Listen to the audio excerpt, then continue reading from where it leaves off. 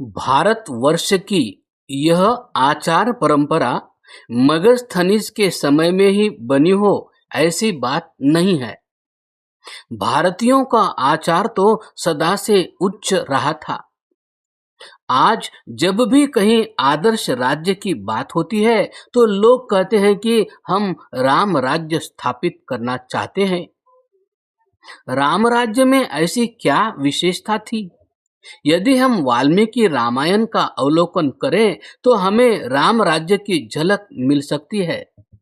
परंतु राम राज्य के दृश्य से पूर्व आप महाराज दशरथ के राज्य का अवलोकन कीजिए। तस्मिन् पुरवरे हृष्टा धर्मात्मानो बहुश्रुताः नरास्तुष्टा धनैः स्वैरलुब्धाः सत्यवादिनः नाल्पसञ्चयः कश्चिदासीत् तस्मिन् पुरोत्तमे कुटुम्बी यो ह्यत्सिद्धार्थो गवाश्वधनधान्यवान् कामी वा न कदर्यो वा न नृशस्सः पुरुषः क्वचित् द्रष्टुं शक्यमयोध्यायां न विद्वान् न च नास्तिकः सर्वे नराश्च नार्यश्च धर्मशीलाः सुसंयताः मुदिताः शीलवृत्ताभ्यां महर्षय इवामलाः ना कुंडली ना मुकुटी ना स्रग्वी नाल्पभोगवान् नामृष्टो न नलिप्तारंगो ना सुगंधश्च विद्यति नानाहिताग्निर्यायज्वा न क्षुद्रो वा न तस्करः कश्चिदासीदयोध्यायां न चावृत्तो न शंकरः नाशंगविदत्रास्ति नावर्तो ना सहस्रदः न दीनः क्षिप्तचित्तो वा व्यथितो वापि कश्चन दीर्घायुषो नराः सर्वे धर्मं सत्यं च संश्रिताः सहिताः पुत्रपौत्रैश्च नित्यं स्त्रीभिः पुरोत्तमे। वाल्मीकि रामायण बालकांड। अर्थात उस श्रेष्ठ नगरी अयोध्या में सभी मनुष्य प्रसन्न, धर्मात्मा, महाविद्वान, अपने अपने धन से संतुष्ट, अलोभी और सत्यवक्ता थे। वहाँ कोई ऐसा गृहस्थी न था जो थोड़े संग्रह वाला हो, अर्थात प्रत्येक के पास पर्याप्त धन था। कोई ऐसा गृहस्थी नहीं था जिसकी दैनिक आवश्यकताओं की पूर्ति न होती हो, और ऐसा भी कोई घर नहीं था जो गौ, अश्व और धन धान्य से भरपूर न हो। अयोध्या में कोई पुरुष ऐसा न था जो कामासक्त हो, कोई व्यक्ति ऐसा न था जो कंजूस हो, दान न देता हो। क्रूर, मूर्ख और नास्तिक अर्थात ईश्वर, वेद और पुनर्जन्म में विश्वास न रखने वाला व्यक्ति तो अयोध्या में कोई दिखाई ही नहीं देता था।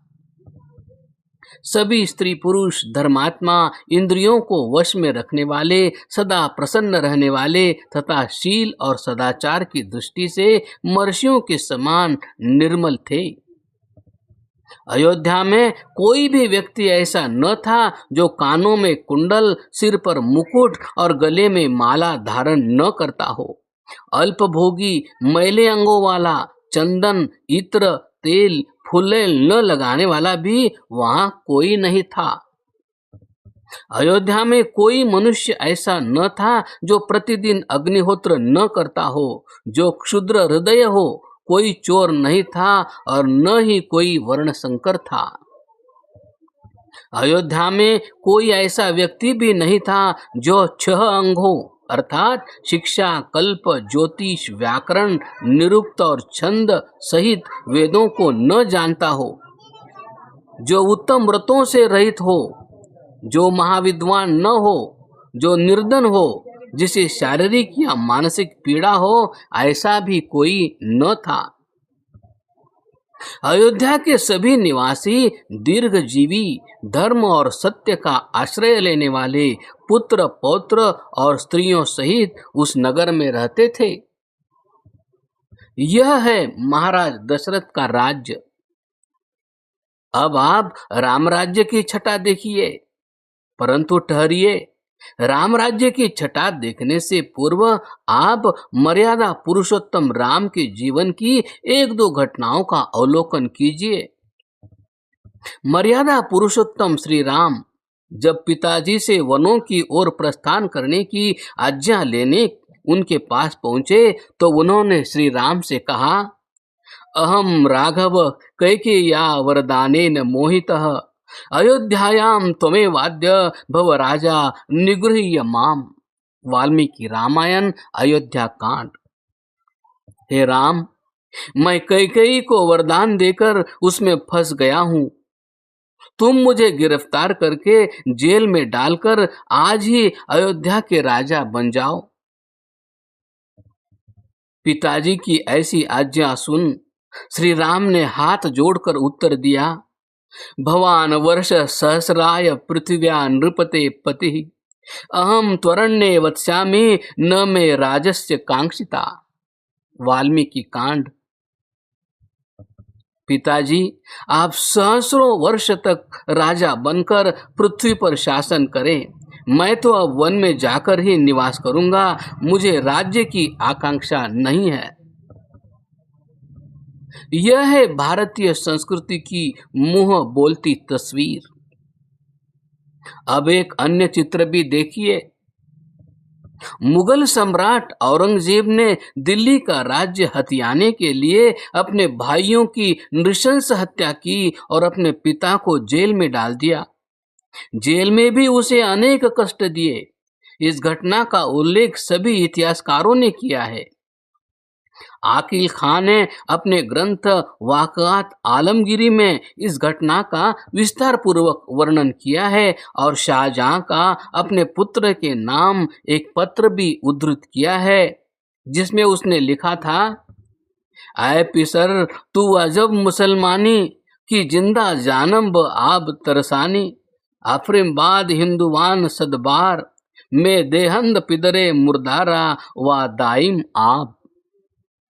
हे पुत्र, तू विचित्र मुसलमान है जो अपने जीवित पिता को पाने के लिए भी तरसा रहा है। शत शत बार प्रशंसनीय है वे हिंदू जो अपने मृत पिता को भी जल देते हैं।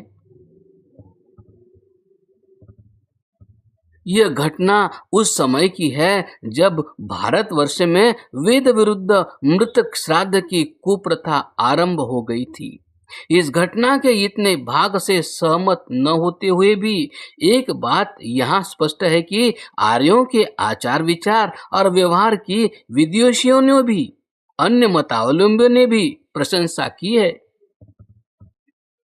श्री राम के जीवन की एक अन्य घटना का अवलोकन कीजिए।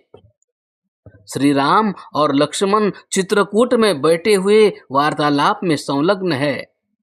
लक्ष्मण जी भाई भरत की प्रशंसा करते हुए कहते हैं, हे राम, राज्य के संपूर्ण सुखों को तिलांजलि देकर भरत भी आप ही के समान तप कर रहा है। वह भूमि पर सोता है, प्रातः उठकर नदी पर शीतल जल से स्नान करता है। बचपन में अनंत सुखों में लालन पालन होने पर भी पता नहीं वह इन कष्टों को किस प्रकार सहन करता होगा। अपने तप के द्वारा भारत ने स्वर्ग सुख विशेष प्राप्त कर लिया है, इसमें तनिक भी संदेह नहीं है। संसार में जो यह कहावत प्रचलित है कि न पितरम अनुवर्तन्ते मातृकम द्विपदा इति ख्यातो लोक प्रवादोयम भरते नान्यता कृतः। वाल्मीकि रामायण अरण्य कांड। मनुष्य में पिता का स्वभाव नहीं आता, अपितु माता के गुण ही आते हैं। भरत जी ने इस कहावत को झूठा करके दिखा दिया। परंतु भरता दशरथो यस्याः साधुश्च भरत सुत कथम नु सा अम्बा कैकेयी तादृशी क्रूरदर्शिनी। वाल्मीकि रामायण अरण्य कांड। जिसका पति महाराज दशरथ जैसा हो, जिसका पुत्र साधु भरत जैसा हो, वह माता कैकेयी किस प्रकार ऐसे क्रूर स्वभाव की हुई। मर्यादा पुरुषोत्तम राम लक्ष्मण द्वारा की गई कैकेयी की इस निंदा को सहन न कर सके, अतः वे तुरंत लक्ष्मण जी से बोले, नेते अम्बा मध्यमातात गर्हितव्या कदाचन तामे वेक्ष्वाकुनाथस्य भरतस्य कथाम कुरु। वाल्मीकि रामायण अरण्य कांड। हे भाई लक्ष्मण, तुम मंजली माता कैकेयी की निंदा मत करो। तुम तो इक्ष्वाकु नाथ भरत की ही चर्चा करो। यह है श्री राम का अपनी विमाता के प्रति व्यवहार।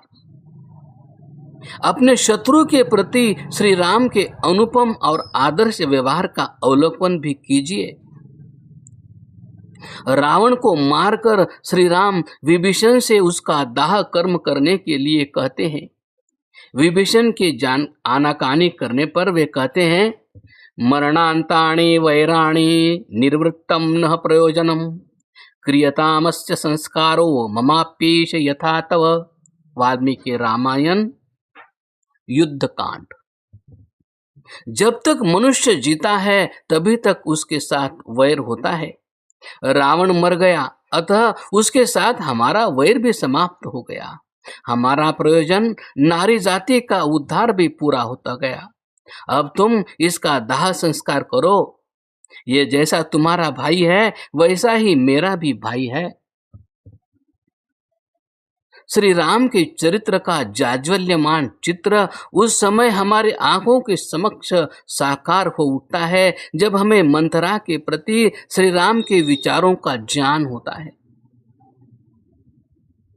जब श्री राम वनों में चले गए और भरत तथा शत्रुघ्न ननिहाल से लौटकर आए तो उन्हें बिना प्रयास के ही इतने बड़े राज्य के मिलने की प्रसन्नता नहीं हुई। शत्रुघ्न को तो मंथरा को देखकर इतना क्रोध आया कि वे उसे बालों से पकड़कर घसीटने लगे। इतना ही नहीं, वे तो उसका काम तमाम करने पर उतारू हो गए। ऐसी भयंकर परिस्थिति को देखकर भरत जी ने कहा, इमामपि हताम कुब्जाम यदि जानाति राघवः त्वां च मां चैव धर्मात्मा नाविभाषिष्यते ध्रुवम्। वाल्मीकि रामायण अयोध्या कांड। जब श्री राम को इस कुब्जा के मारे जाने का समाचार मिलेगा तो वे धर्मात्मा निश्चय ही तुझसे और मुझसे बोलेंगे तक नहीं। यह है श्री राम की आदर्श जीवन की अनुपम झांकी। श्री राम के जीवन के कुछ दृश्यों के पश्चात अब आप राम राज्य का भी दर्शन कीजिए। महर्षि वाल्मीकि ने राम राज्य का चित्र यूं उपस्थित किया है, न पर्यदेवन विद्वा न च व्यालकृतं भयम न व्याधिजं भयम चासित रामे राज्यं प्रशासति निर्दस्युरभवल्लोको नानाथं कश्चिदस्पृशत् न च स्म वृद्धा बालानां प्रेतकार्याणि कुर्वते सर्वं मुदितमेवासीत् सर्वो धर्मपरोऽभवत् राममेवानुपश्यन्तो नाभ्यहिंसन् परस्परं नित्यमूला नित्यफलास्तरवस्तत्र पुष्पिताः कामवर्षी च पर्जन्यः सुखस्पर्शश्च मारुतः ब्राह्मणाः क्षत्रिया वैश्याः शूद्रा लोपविवर्जिताः स्वकर्मसु प्रवर्तन्ते तुष्टाः स्वरेव कर्मभिः। वाल्मीकि रामायण युद्ध कांड।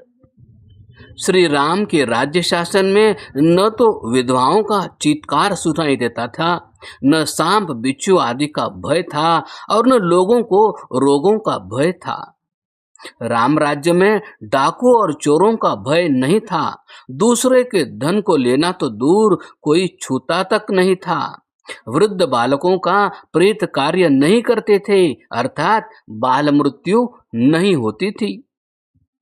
सभी नागरिक हर्षोल्लास से पूर्ण थे, सभी धार्मिक थे, श्री राम की ओर निहारते, राम का आदर करते हुए वे परस्पर एक दूसरे की हिंसा नहीं करते थे।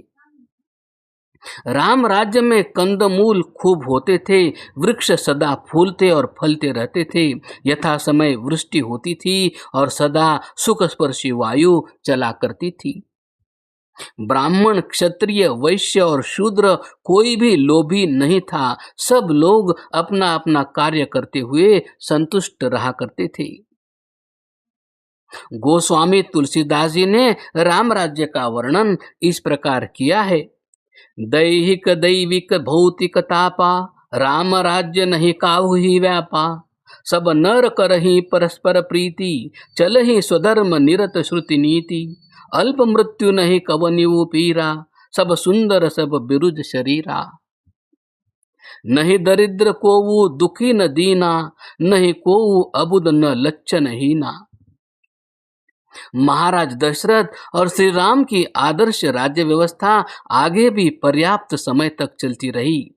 महाराज अश्वपति ने अपने राज्य के संबंध में गर्वपूर्वक घोषणा की थी, न मेस्तेनो जनपदे न कदर्यो न मद्यपः नानाहिताग्निर्ना विद्वान न स्वैरिणी कुतः।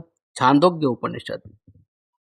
मेरे राज्य में कोई चोर नहीं है, कोई कंजूस नहीं है, कोई शराबी नहीं है, कोई ऐसा व्यक्ति नहीं है जो प्रतिदिन अग्निहोत्र न करता हो, कोई मूर्ख नहीं है, कोई व्यभिचारी पुरुष नहीं है, फिर भला व्यभिचारिणी स्त्री तो हो ही कैसे सकती है।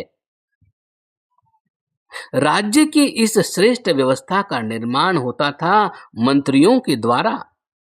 भारतवर्ष के मंत्री कैसे होते थे, इसका सर्वश्रेष्ठ उदाहरण हमें मुद्रा राक्षस नाटक में प्राप्त होता है। आइए सम्राट चंद्रगुप्त के प्रधानमंत्री आचार्य चाणक्य की कुटी के दर्शन कीजिए। उपलशकल में तद्भेदकम गोमयानाम वटुभिरुपहृतानाम बहिर्हिषाम स्तूपमेतत् शरणमपि समिद्भिः शुष्यमाणभिराभिः विनमित पटलांतम दृश्यते जीर्णकूड्यम। एक ओर गोबर के उपलों को तोड़ने के लिए पत्थर का टुकड़ा पड़ा हुआ है, दूसरी ओर शिष्यों द्वारा लाई हुई कुशाओं का ढेर लगा हुआ है। पुरानी दीवार की छत पर जलाने के लिए लकड़ियां सुखाई गई है, जिनसे छत का सिरा झुक गया है। पाठकगण, सारे संसार के इतिहास को देख जाइए, मिलेगा कहीं ऐसा निर्लोभी ब्राह्मण। यह तो हुआ प्राचीन प्रधानमंत्री का चित्रण। अब तनिक इसकी तुलना आज के मंत्रियों के कीजिए। क्या ठाट बाट है आज के मंत्रियों के। देखिए, दिशि दिशि बहुकारा वाहकैः सर्वयुक्ताः क्व हि रक्षकवर्गश्च क्वचिदपि कुक्कुटांडम मासपात्रम क्वचिच्च सकल सचिव गेहे वारुणी धूम्रपानम। चारों ओर ड्राइवरों से युक्त अनेक कारें खड़ी हुई है, कहीं रक्षक समूह बॉडीगार्ड्स खड़े हुए हैं, कहीं मुर्गी के अंडे हैं तो कहीं मांस पात्र पड़े हुए हैं। सभी मंत्रियों के घरों में धूम्रपान और शराब के दौर चलते हैं। जिस देश के मंत्री इस प्रकार की भोग विलास प्रिय हो, वह देश रसातल को नहीं जाएगा तो और कहाँ जाएगा। अस्तु, मैं पुनः अपने विषय की ओर लौटता हूँ।